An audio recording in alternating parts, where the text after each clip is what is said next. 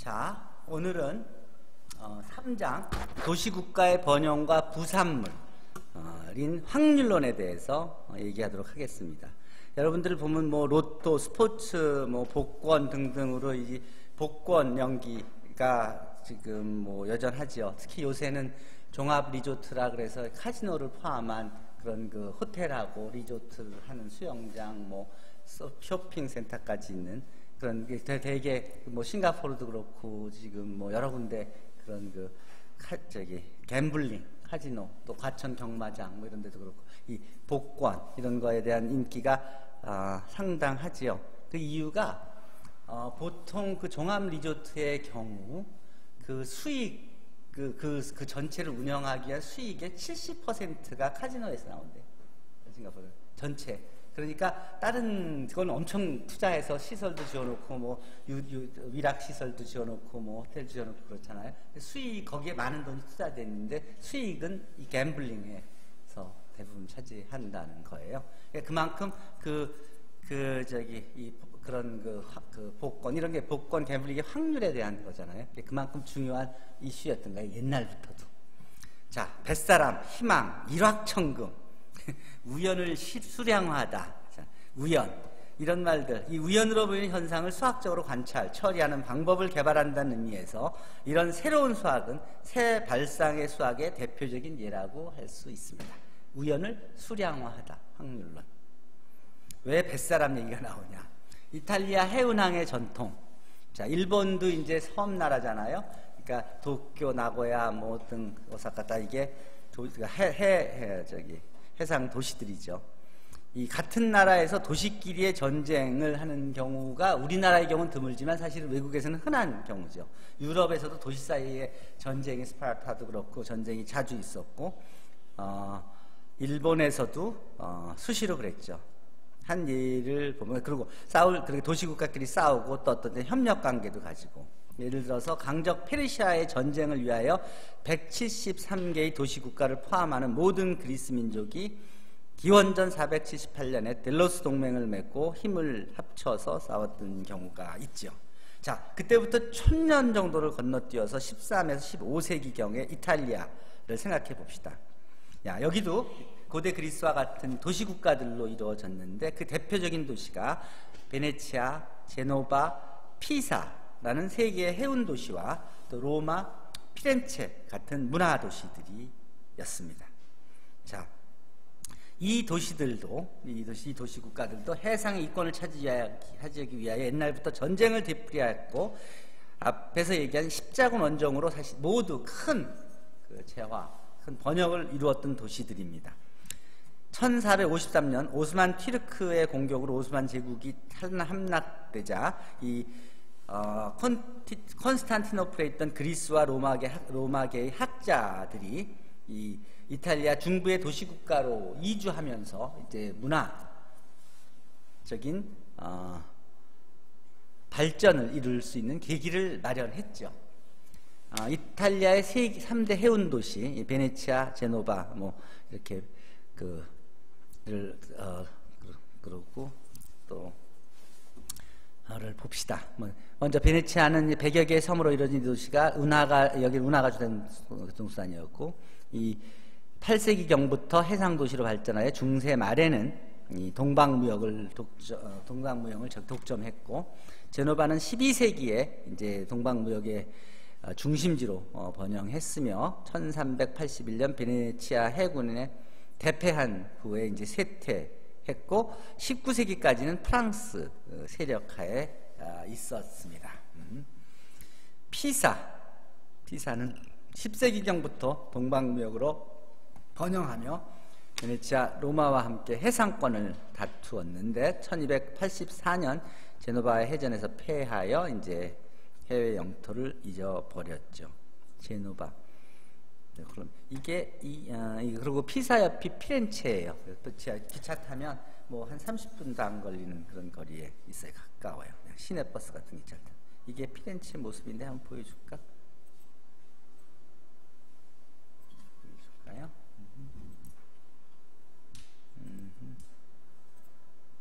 피렌체 갔을 때 모습인데 이게 유니버시티 유니버시티 오브 피렌체 대학 모습이고, 이게 그 근처에 그 도시의 모습들이에요. 재밌는 거는 이게 이탈리아의 와인이 유명하잖아요. 여기는 와인을 빈 병을 가지고 이 와인집에 가서 이렇게 주면 여기 이 와인 여기서 와인을 담아서 콜크로 딱 막아서 줘요. 보통 1유로 정도 한 병 해주는데 아주 괜찮아요. 이게 이제 피렌체 피사 모습이에요. 날씨 좋은 때 뭐 하는 피사. 피사에도 피사 유니버시티 피사가 있고 그래요. 매력 있는 도시예요. 자, 그러면 이어서 이런 이탈리아에서 이제 이 도시 국가들, 해상 국가들, 이 동방의 그 문명들을 흡수한, 또 동방의 수학을 흡수한 그 이탈리아. 이탈리아에서 어떤 수학이 탄생되느냐 하면은 이런 뿌리가 내려지기 시작해요. 수학 문화가 다른 민족에 전파된다는 것은 어떤 의미인가?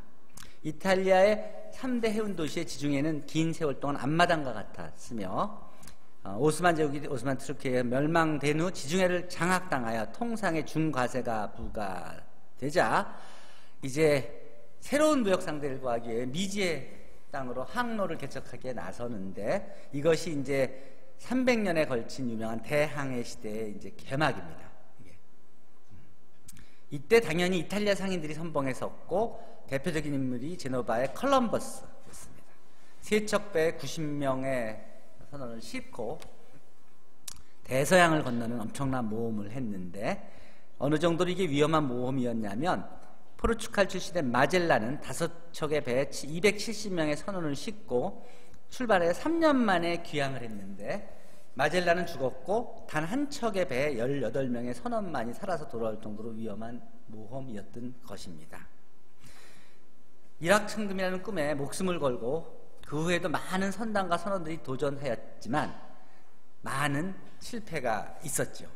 그러나 그 중에 하나라도 만약 항해를 성공하여 무사히 여러 가지 동방의 물건을 가지고 돌아오기만 하면 막대한 돈을 주게 되는 것을 알고 있었기 때문에 지속적인 도전이 있었던 것이죠. 그렇다면 누구는 성공할 수도 있고 실패할 수도 있고 하니까, 그러니까 그거에 돈을 투자하는 사람은 그러면 이제 베팅을 이제 적절하게 해야 될 생각을 하게 되죠. 대서양 횡단하는 모험이 성공하는 데에도 어떤 규칙이 있을까 하는 질문을 하게 되고, 이에 대한 이론적 연구를 하면서 probability가 싹트게 됩니다. 이 확률론의 발전 과정을 정리하면 이탈리아에서 시작하여 같은 라틴계의 프랑스에서 보강되었으며, 프랑스 유학 중이던 러시아의 두 젊은이가 우연히 이 아이디어를 배운 후 러시아로 돌아가서 러시아에서 완성을 시킨 것입니다. 이 확률론의 계보를 보면 동양에서는 산술 집성, 이제 산술 기하비 및 비례 요약집에도 이 확률에 관한 내용들이 소개되어 있고, 이탈리아의 15세기의 파치올리에도 내용이 소개가 되어 있는데, 그 후로 카르다노의 그 논문에는 주사위의 승부권에 관해서라는 논문이 이제 전문 도박사들을 대상으로 하는 그런 연구가 있었고, 갈릴레오도 또 페르마, 파스칼을 거쳐서 이 파스칼의 삼각형에서 보듯이 1654년 이 공을 임의로 랜덤하게 뿌렸을 때 나오는 확률이 이 바이놈 이렇게 파스칼의 삼각형 모양으로 되는 걸 알 수 있죠. 그러니까 확률이 어디에 몇 퍼센트인지를 이제 연구할 수 있는 고전 확률의 단서를 파스칼이 제공했고, 그 후에 다양한데 그런 확률론적인 지식이 활용되면서 라플라스 시대의 고전 확률론이 집대성되고, 그때 나온 책이 확률의 해석적 이론이라는 책이 1812년에 나옵니다. 이 사이에 다니엘 베르누이와 오일러, 이 사람들은 스위스 사람이지만 그 당시에는 이게 프러시아에 속해 있던 그런 땅이기 때문에 러시아 사람으로 고려됩니다. 그런 사람들이 이런데 관여해서 그런 지식에 접하게 됐고, 그 후에 이제 오스트로우스키, 오스트로우스키 요 당시에 이제 러시아의 유학생이 확률론의 이제 초기 여기 처음에 틀이 잡힐 때 그 초기 이론을 가지고 러시아로 돌아가서 체비세프 부등식을 만들어낸 이 체비세프 학파의 창설자인 체비세프로부터 마코프가 대수의 법칙, 로우 오브 라지 넘버, 처음에 이 확률할 때는 확률이 들쑥날쑥하지만 많이 하다 보면 점점 그 확률로 수렴한다는, 숫자가 앞에 경우가 많아지면 그러면 확률에 수렴한다는 대수의 법칙. 그 다음에 이 콜모고로프가 공리적인 구성을 하게 되죠. 이 콜모고로프가 굉장히 중요한 사람이에요. 러시아 수학 사학자들한테 얘기를 들으면 꼭 빠지지 않고 나오는 사람이에요. 콜모고로프, 안드레이 콜모고로프. 자, 그리고 또 그래요. 자, 그래서 결국은 이 확률론이 이탈리아에서 프랑스를 거쳐서 이 러시아 유학생을 통해서 러시아로 가서 이 체비세프, 마코프, 콜모고로프로 이어지는 이 세인트 페테르부르크, 이게 이제 피터 대제가 이 오일러한테 그 세인트 피터스버그의 그 아카데미 오브 사이언스를 만들어서 오일러를 모시고, 그리고 거기에서 만들어진 이 페테르부르크, 세인트 피터스버그 학파가 결국은 이 분야를 집대성하면서 러시아의 혁신을 이끌게 되지요. 자, 여기서 보면 주요 수학의 발전 과정을 보면 탄생에서 완성까지 여러 가지 유형이 있는데, 예를 들면은 이집트의 측량술에서 시작된 연구는 그리스에서 기하학으로 완성되었고 되었다는 얘기예요. 근데 이제 다음 장에서 배울 통계학은 또 약간 다르게 독일과 영국에서 각각 통계학이 독립적으로 발전해서 나중에 이제 하나의 학문으로 합쳐지게 됐어요. 질문은 확률의 성립 과정에서 러시아 땅에 가서 어떻게 완성되는지, 이 과정에 대한 설명을 좀 더 생각해 보라는 그런 질문입니다. 여러분들이 이런 것에 궁금한 것들에 대해서 자연스럽게 생각해 보고 할 시간을 가지는 얘기예요. 여유를 가지고 공부하라는 얘기입니다. 강의만이 아니라. 자, 그럼 초기의 확률 문제는 어떤 것들이 있었는가? 두 개의 동선을 동시에 던졌을 때 발생하는 경우에 대해서 프랑스의 당시 인류 수학자였던 달랑베르는 뭐라고 얘기했었냐면, 앞면,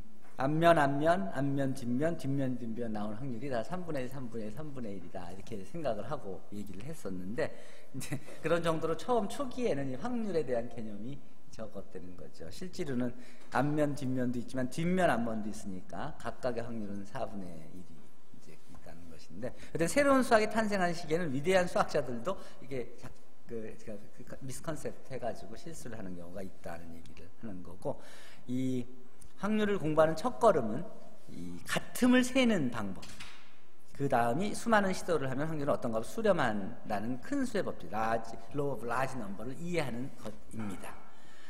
이 확률의 넓은 응용으로는 이 베르누이가 도덕적 기대값의 개념을, 또 볼테르가 재판 판결에 적용되는 확률론, 뷰퐁이 도덕 문제에서의 확률론, 또 포아송이 판단의 확률에 관한 연구, 그리고 문학에서조차도 이제 푸시킨의 스페이드의 여왕, 토스토크의 독박, 이런 놈에서 이제 확률에 대한 얘기가 많이 언급되고 있다는 것입니다.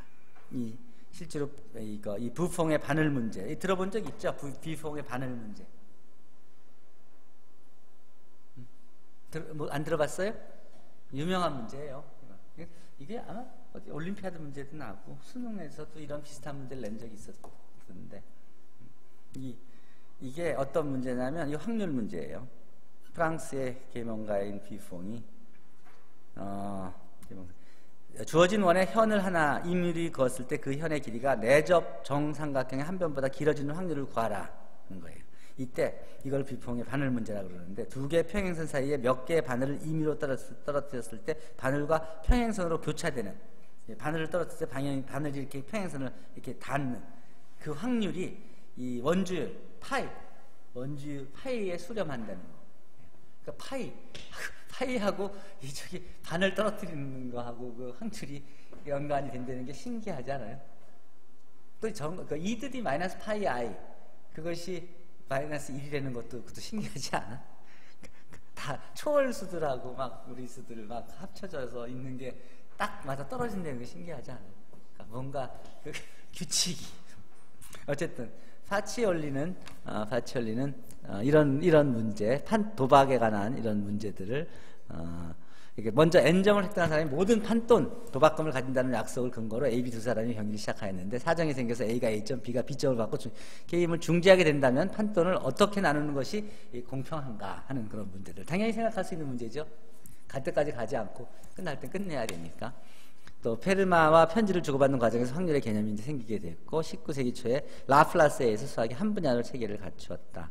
갈릴레오의 주사위 문제도 확률에 관한 문제고 파스칼의 주사위 문제도 확률에 관한 문제고 다니엘 베르누이의 이 기대값이 무한인 그런 파라독스 이런 것들이 다 확률에 관한 문제들입니다. 자, 확률의 기초 지식과 초등 문제, 확률로부터 배우는 잘못 알고 있는 상식의 예, 상식. 우리의 상식 가운데 일부는 세계의 상식이 아닌 것으로 드러나듯이 모든 상식이 절대적으로 신뢰할 수 있는 것은 아닙니다. 수학의 세계에서는 어떠냐? 자연수의 개수는 무한임에도 무한인 그림 안에 모두 있다고 표시한다. 요 안에 무한개의 숫자가 다 있다고 얘기를 한다.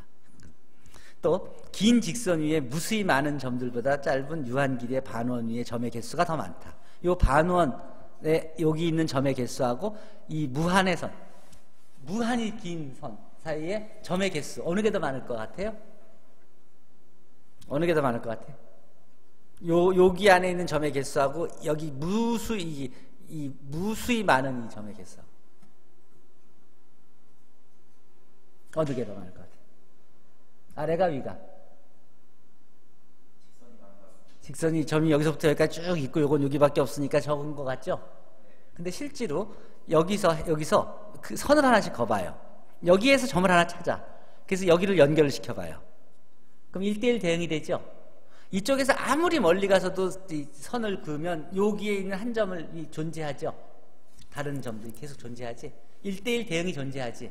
그런데 여기서 요 마지막 끝에 점 있죠? 여기에 선을 그어. 그거는 여기 있어요, 없어요? 그러니까 적어도 요 위에는 이 아래에 있는 점보다 적어도 2개는 더 점이 많은 거야. 점의 개수로 치면 1대1 대응 관계가 그렇잖아요. 이쪽에 어떤 점이라도 금을 그면은 여기에 대응하는 점이 존재하잖아. 또 옆으로 가면 그 옆에도 다른 점이 존재하고. 근데 요 점에서 금을 그는 점하고 대응하는 점은 여기 이 마지막 끝에 점에서 거도 그거는 이거는 못 미치잖아. 그러니까 이게 더 중요해.